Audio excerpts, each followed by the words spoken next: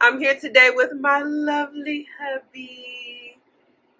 Say hello. So he doesn't know what we're going to talk about today because I need him to be completely honest and transparent. No prepping whatsoever. Are you ready? No? Get ready. It's going. It's about to go down. Okay, so today's topic is, of course, dealing with infertility. So one of the biggest things with infertility, especially with our journey, is I hit a very, very low in life. I don't care who it was I came across. I don't care if I didn't know them in public. If I saw a pregnant lady, she was on my hit list. Like, it was just over. I didn't want to meet them. I didn't want to know them. And I kind of destroyed some relationships along the way. And one person in particular that I just I cannot lose this relationship because I just loved her so dearly is our closest friends, Sarah and Devontae. So back in 2018 is when we went on our couples trip to the Dominican. Remember that? And all the while, our friend was pregnant. They were pregnant. So we enjoying our vacation and having a good time. We went on excursions and everything. And I want to say, what was that? December. Okay, so we went on vacation in October. December was our daughter's birthday, and we took her to Six Flags. They came with the extra tickets that we had. They came with us. Remember that? Yeah. Then, well, actually, during all this time, I would be messing with her and ask her, "Are you pregnant? Are you pregnant? Are you pregnant?" She was like, No, I ain't pregnant." That day, we went to Six Flags. I said, "You're pregnant." And she was like, "No, I'm not. Quit saying that." And I actually touched her stomach. You didn't see that. You didn't see it. I actually was messing with her. And I was like, "You pregnant." But she was like, "Girl, no, I ain't pregnant." That very next week, she found out she was like almost 5 months pregnant. She was like, they counted different now. Well, when I was pregnant with Elena, we went by months. We didn't go by weeks. A lot changed in 10 years. But she was like 19 weeks when she was pregnant. And so how we found out was she found out that very next week. So we went to Six Flags like that Saturday. I think she found out like that Tuesday, I believe. But she didn't tell us until Christmas Day. And she sent me a text message and she said, "Merry Christmas, Auntie Ashley." And it had the sonogram. And I was like, "Girl, quit lying. Who is this?" Like, it was a full-fledged baby. Like, that was a big baby on a sonogram. From a woman that knows sonograms, like, that was a big baby. That one this little bitty thing. I just found out I'm pregnant and I'm like 8 weeks. No, that was like a legit big baby. Like, it's time for the anatomy scan type size baby. And she was like, "No, for real, I am pregnant." And she sent me the sonogram. But this time, it had her hand in it. And I immediately, kind of shut down. Like, how did you feel when I told you that they were pregnant? It was like a slap in the face, in a sense. Because knowing we was trying to get pregnant, and then say, "Oh, you're pregnant, haha." But I know she didn't mean it that way. Right. But it was just the fact that you said it on Christmas. Yeah. A sensitive time. Like, yeah. Chris was already emotional. It's about family and friends, which that's kind of like a slap in the face because it's like, why wouldn't you be happy? Because they just found out. So that was their Christmas gift. I mean, and then she's little. So, she wasn't even showing. Waited. You think you would have waited? Yeah, at least after Christmas. I would have waited just a little bit. I wonder how she felt knowing our struggle. And that's what me and her are going to do. Well, Did she know the struggle? yeah, because I met Sarah back. Okay, they got married in 2017. So I'm telling you. I'm telling you, they got married in 2000. They got married in 2017, and that's how I can remember when we met. We met that previous year, so we met in 2016. So, she knew. I don't know. You know, to be perfectly honest, I know I talked to her about our struggles, and she knew. Yeah, she knew because I don't think she knew. She knew me. What I meant by that, we kept it together so long. She just didn't think you'd be down and out like that. So it was more of a happy goal. You mean like for me, based on my emotions? Yeah, I don't think she thought you were that low in your emotions where you really couldn't be happy for everybody else. At that time, well, in all honesty, I think I had gotten better at that time.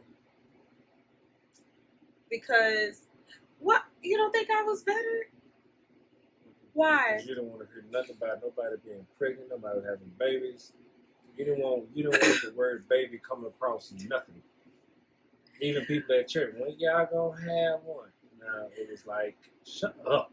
Okay, now that was annoying because even though we weren't public about our struggle to a certain extent, I don't like people being in my sex life. I wouldn't say like sex life. That is being in my sex life because ain't that how you make a baby? No, that ain't how we make it. Well, technically we had interventions, but they didn't know that. Right. So I don't think she knew that side. Because you kept a front up. Like, okay, we're gonna try it again. Don't worry about it. But she knew though. Well, okay, I'm gonna say this. I think you mean as far as like my depression was. Yeah. Okay, because she knew of our struggles and she didn't know how it was affecting me. Gotcha. Okay, on that part. Okay, yeah. It was tough. Because the attitude is like, oh girl, it happened when it happened. Yeah. Until you really sit down and talk about your feelings, nobody will ever know.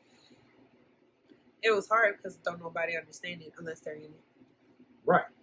And that's the point. She didn't understand how depressed you were. Yeah.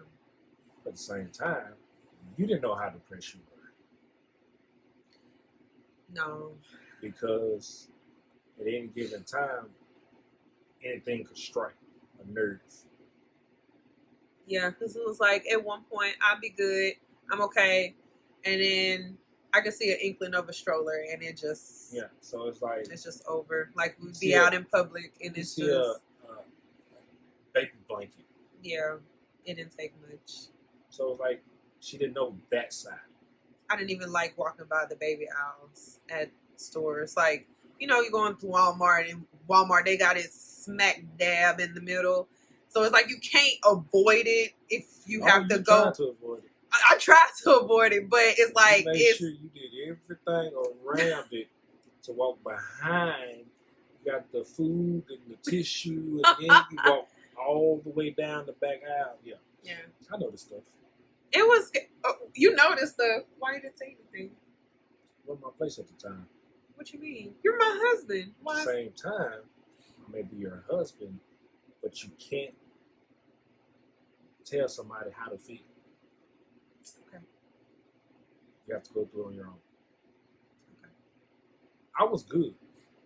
How was you good though? Because like I don't understand. Like he held it together. At the end of the day, if it would have happened, it would have happened. it just happened so happily that certain things happen for that to happen. What do you mean? Both of y'all get fired at the same time. That is a whole different story. No, but We're not gonna talk about that. but Me and my No. homie, we got fired on the very same day at the same time, within 10 minutes apart. Him and her husband was so mad at us. I honestly thought we were gonna have to get us a hotel room and be like, Sarah, we gonna have to live together. They finna kick us out the house. That's either here or there. Yeah, we used to work together. We worked together for like 2 years, I think. Yeah. But anyway, 1 year, 2 years, yeah, something like that. Yeah. my emotions were on other stuff. Like, I was still battling losing people. So how can you be sad about something you haven't got?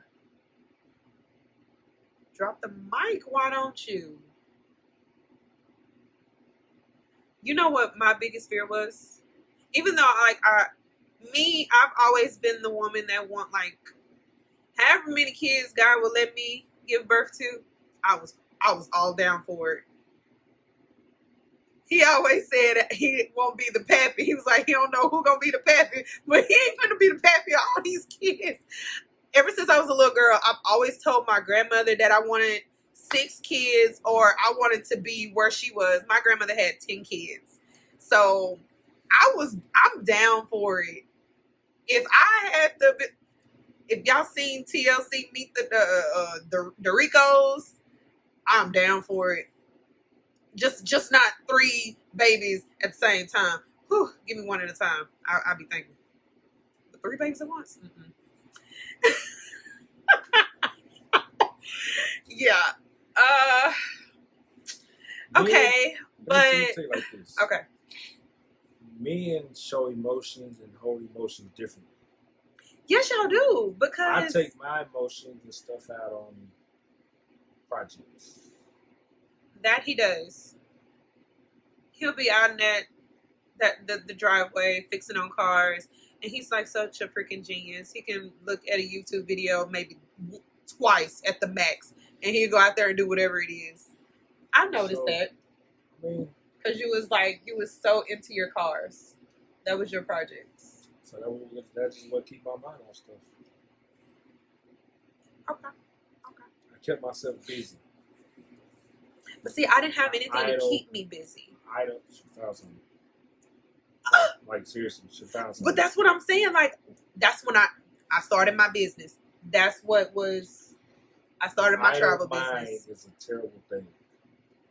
Do you think when I started my travel business, do you think that's when I started getting better emotionally? You stop thinking about it so much. I think that's. Now that you say that, I feel like that's what kept me busy. And it's been so hard to stay on my travel business with that little boy. Oh my gosh. So,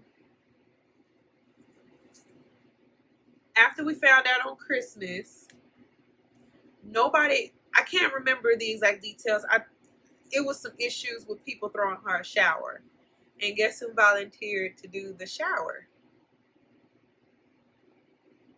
So how did you feel when I told you I wanted to throw the baby shower?